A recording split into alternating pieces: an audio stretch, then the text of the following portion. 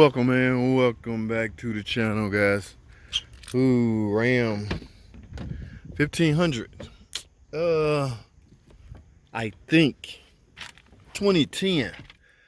I don't know. Anybody can look at the center console and guesstimate the year?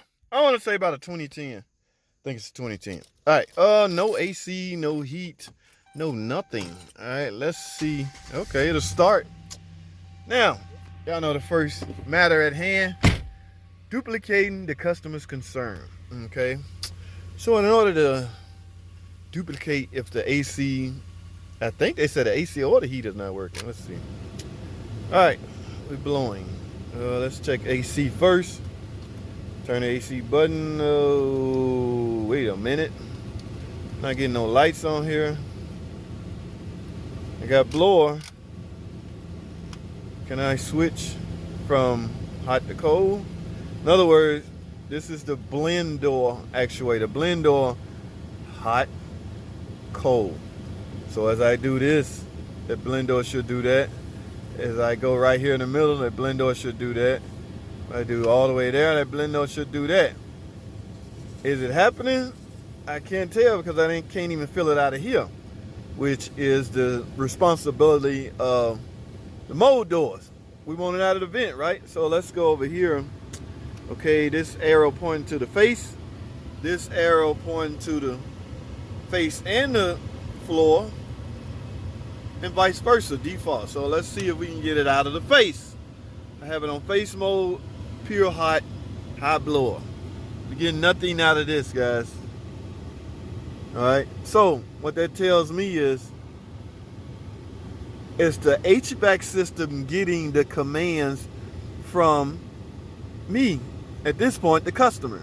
Now, how that happens is, just say my hand is the customer. Wow, it's kind of hot in here. Let me go in, turn the AC on. Got the blower on, full cold. Naturally, I'm gonna do this, but nothing is happening, guys. So I'm not getting commands from this, which is an HVAC module, okay? Now, also keep in mind, this module is likely on the bus, which means on your scan tool, you should see an HVAC system. You should. I don't know. This is a 2010 model. I don't know. I hear ticking under the hood too. This can't be a Hemi. I don't think this is a Hemi, guys. All right, let's stay focused. All right, we got to go in, guys. We got to go in and do some diagnosis. Let's go in deeper because I want to think they are both related. Yes, you do get, from time to time, you get a complaint saying the AC not cold and the heater is not hot. Yes, I mean, that makes a little sense, but not really, but we'll see. All right, we got to get in the shop, guys, and start some diagnostic. Y'all ready? Man, don't go anywhere. Let's figure out why this AC ain't working in this heater. Stay tuned. I'll be right back. Alrighty, guys. I have the topology pulled up, and what do you know, guys? What do we see right here? Yes, that is the HVAC module, the module responsible for the heating and ventilating AC system. It is red, guys. Y'all know what red means. Red means it's off the bus. It's offline. It's dead. Okay, red is bad sign. All right, so where do we go from here at JT? Okay, so you guys should understand by now, if you see a module that's offline, a couple of things you need for a module to communicate with the network. Number one, you need a power supply and a ground. So somewhere in this module connector, there should be 12 volts and a ground on the connector. All right. If you don't have that, the module will be red. It will not communicate on the bus. Now, there's some more wires on that connector that are usually dedicated for communication. Okay, so that needs to be intact. All right, guys. So let's do this. Let's go search the HVAC system and punch that in. Let's go to wiring. Let's go to the wiring section. I want to look at the connect. Let's go on the diagrams.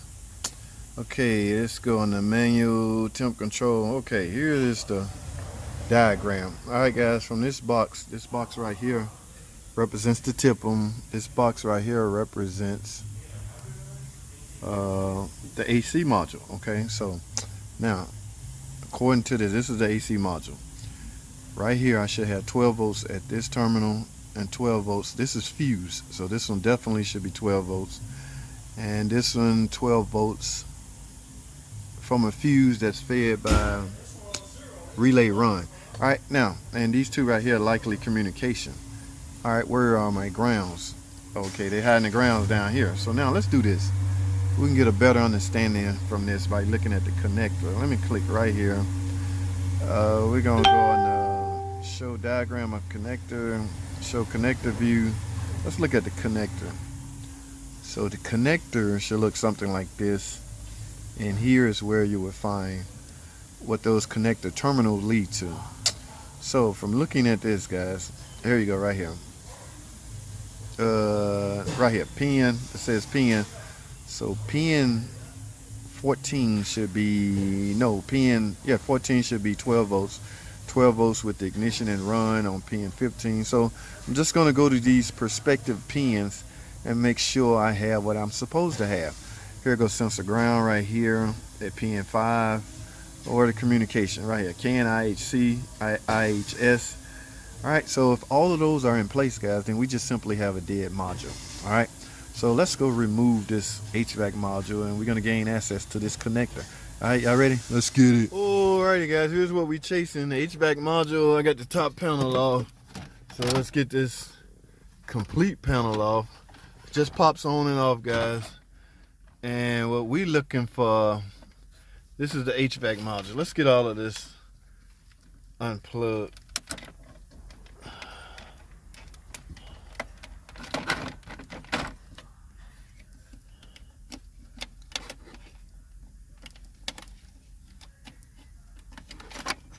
All right, this appears to be that blue connector we saw on the computer screen.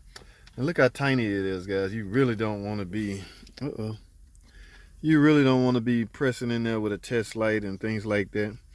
They should make some type of breakout box.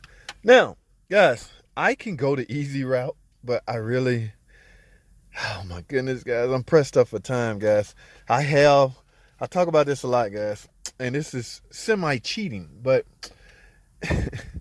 and this is no way to teach, okay? But I'm literally gonna plug in my spare HVAC module. And if everything started working, I know this is my problem. However, the route you should go, okay, and I don't have my tiny pins to dig in there and run my test, so I can't do it anyway on this video. But let me explain to you what you should do.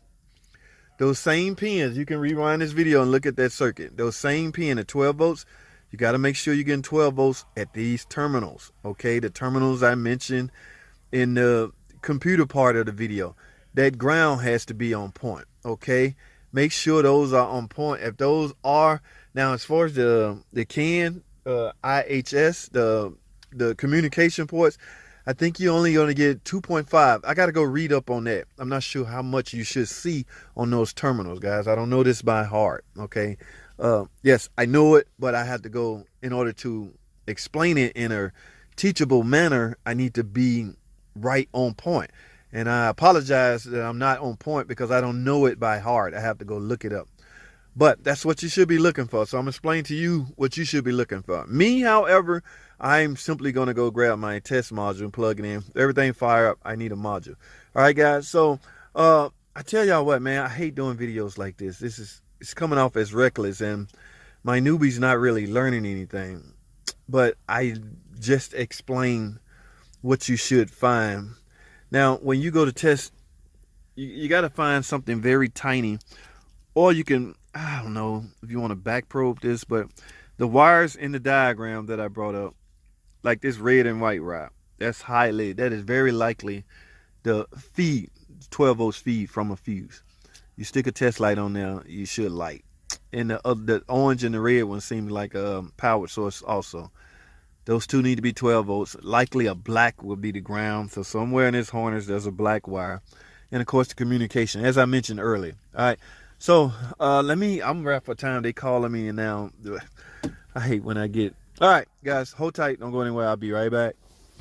HVAC module I got out of our Chrysler. Let me plug this one in. Shut up, Bell. And see what happens, guys. Again, I recommend you guys diagnose the car. Okay, diagnose the vehicle. All right, what I'm doing is for self-gratification. Okay, I don't need that. Now let's turn the key on.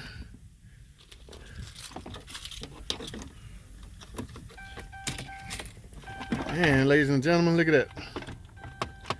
My lights are light. Oh, y'all hear that? I was even able to find out that I got a recirc acting up on me. But look. Ooh, and it's cold. Blowing out there. I got it on vent. It's coming out the vents. Put it on floor. It's coming out the floor. So ladies and gentlemen, based off that observation, all my power supply and ground and bus communication wires are intact. Okay, the problem is the actual module. And come on, if I go to my scan tool now, this will likely not be red. I have already unhooked it, so I'm not going to go to it.